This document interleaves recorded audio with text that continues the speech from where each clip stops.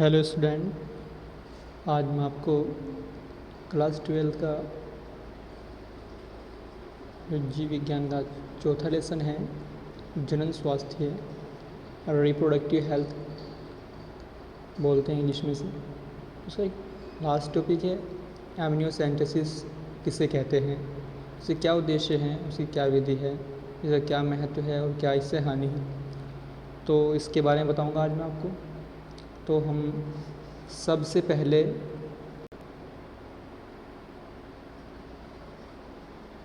Amniocentesis की definition को देखते हैं। इसकी डेफिनेशन क्या है, सबसे पहले क्या देखते हैं हम।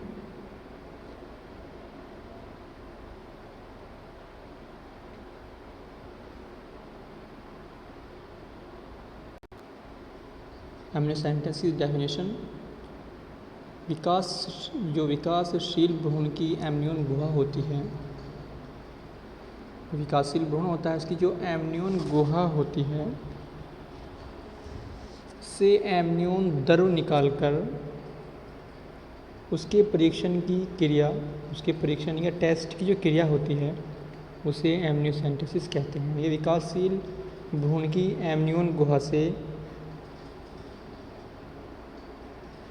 एमनियोन द्रव निकालकर उसके परीक्षण की क्रिया यानी कि टेस्ट की जो क्रिया होती है उसे क्या बोलते हैं, एमनियोसेंटेसिस कहते हैं। अब देखते हैं इसका उद्देश्य क्या है, एम्स क्या है इसकी। तो इसका जो मुख्य उद्देश्य है, जो इसका एमनियोसेंटेसिस का जो मुख्य उद्देश्य है, भ्रूण में पाए जाने वाली आनुवांशिक असमानताएं, उपापचय असमानताएं का पता लगाना है। परंतु इसके द्वारा गर्भ के लिंग की पहचान भी की जा सकती है। जो एमनियोसेंटेसिस के द्वारा गर्भ के लिंग की पहचान भी की जा सकती है, अर्थात एमनियोसेंटेसिस प्रसवपूर्व रोगों के निदान की प्रक्रिया है। जो एमनियोसेंटेसिस है प्रसव पूर्व, प्रेगनेंसी से पूर्व की क्या है, निदान की क्रिया है, इसकी रोगों के निदान की क्रिया। अब इसकी प्रोसीड्यूर देखते हैं, इसका हम विधि क्या है इसकी। तो इसमें क्या है, इसमें सबसे पहले जो गर्भवती महिला होती है की सोनोग्राफी जांच की जाती है और उसके भ्रूण की स्थिति का पता लगाया जाता है सोनोग्राफी जांच करके। इसके बाद एक पतली सुई वाले जो इंजेक्शन होता है, पतली सुई वाला इंजेक्शन को उदर भाग में या उदर भाग द्वारा गर्भाशय की जो एमनियोन कैविटी या एमनियोन गुहा होती है तक पहुंचाया जाता है और थोड़ा सा जो एमनियोन द्रव इंजेक्शन में खींच लिया जाता है। इसमें जो भ्रूणीय झिल्ली की जो कोशिकाएं, प्रोटीन एवं एंजाइम आदि पाए जाते हैं। अब जो हमने इसके बारे में पढ़ा, इसकी विधि के बारे में, कि जो गर्भवती महिला होती है इसकी सोनोग्राफी जांच की जाती है और भ्रूण की स्थिति का पता लगाया जाता है इसके द्वारा। इसके बाद एक पतली जो सुई होती है इंजेक्शन वाली, उसे उधर भाग द्वारा गर्भाशय की एमनियोन जो कैविटी या गुहा होती है तक पहुंचाया जाता है और थोड़ा सा जो एमनियोन द्रव होता है उसे इंजेक्शन में खींच लिया जाता है। इसमें भ्रूणीय झिल्ली की जो कोशिकाएं होती हैं, प्रोटीन, एंजाइम आदि पाए जाते हैं। अब इस द्रव को अपकेंद्रित यानी सेंट्रीफ्यूज किया जाता है। अब इस द्रव को क्या किया जाता है भाई, अपकेंद्र यानी सेंट्रीफ्यूज किया जाता है, जिससे कोशिकाएं नीचे बैठ जाती है और साधित होकर सेडिमेंट होकर इनको विरंजित कर लिया जाता है बाद में, और सूक्ष्मदर्शी यानी कि माइक्रोस्कोप व अन्य यंत्रों द्वारा इनका परीक्षण यानी कि टेस्ट किया जाता है तथा कोशिकाओं का संवर्धन यानी कल्चर कर उपापचय या समानता का पता लगाया जाता है। ये क्या थी, एमनियोसेंटेसिस की विधि। और अब देखते हैं हम इसके महत्व को, इसका इम्पोर्टेंस क्या है।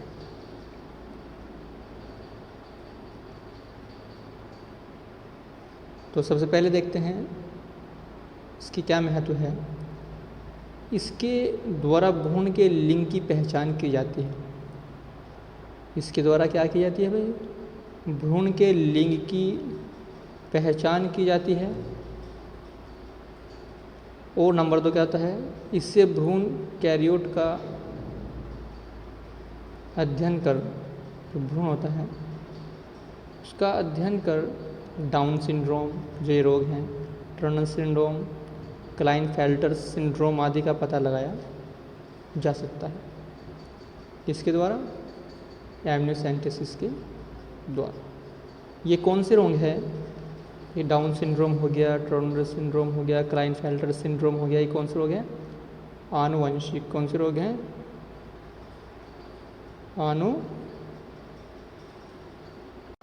आनुवंशिक रोग। ये कौन से रोग है भाई? आनुवंशिक। वे रोग जो एक पीढ़ी से दूसरी पीढ़ी में ट्रांसमिट होते हैं, उन्हें आनुवंशिक रोग कहते हैं। तो जैसे ये डाउन सिंड्रोम हो गया, टर्नर सिंड्रोम हो गया, क्लाइनफेल्टर सिंड्रोम हो गया, ये क्या है? ये आनुवंशिक रोग हैं। और आगे हम देखते हैं इसके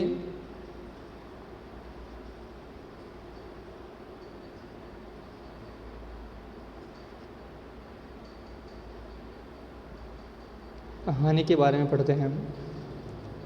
इसकी क्या क्या हानि है इस एमनियोसेंटेसिस की। कहते हैं इस तकनीक का प्रयोग अधिकांश लोग किस में करते हैं? भ्रूण की जो भ्रूण था उसके लिंग के परीक्षण के लिए करते हैं, जिससे लिंग अनुपात में क्या हो गई? असामान्यता आ गई। और जो लिंग परीक्षण है, इसका लिंग का परीक्षण कराना, हमारे देश में लिंग का परीक्षण करना क्या है भाई? कि दंडनीय अपराध है। और इसलिए भारत सरकार ने प्रीनोड डायग्नोस्टिक टेक्निक एक्ट के तहत 1944 लागू किया है। सॉरी 1994 एक एक्ट बनाया गया, प्रीनोड डायग्नोस्टिक टेक्निक एक्ट, जिसका उल्लंघन करने पर क्या है भाई? सजा का प्रावधान है। अगर हम लिंग परीक्षण कराते हैं किसी डॉक्टर के पास जाकर, कोई डॉक्टर लिंग परीक्षण करता है, तो प्रीनोड डायग्नोस्टिक टेक्निक एक्ट 1994 के द्वारा क्या है? उस पर उल्लंघन करने का, यानी कि लिंग के परीक्षण का उल्लंघन करने क्या है?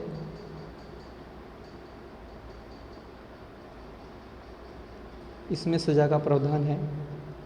तो इसलिए हमारे देश के अंदर जो लिंग परीक्षण होता है यह क्या है? बैन है। क्योंकि अगर लिंग परीक्षण के लिए क्या करते हैं? लिंग परीक्षण में अगर लड़की है तो उससे क्या कर देते हैं? उसका गर्भपात करा देते हैं, एब्जॉर्प्शन करा देते हैं। और अगर लड़का है तो क्या करते हैं? उसे छोड़ देते हैं लड़कों की चाह के लिए।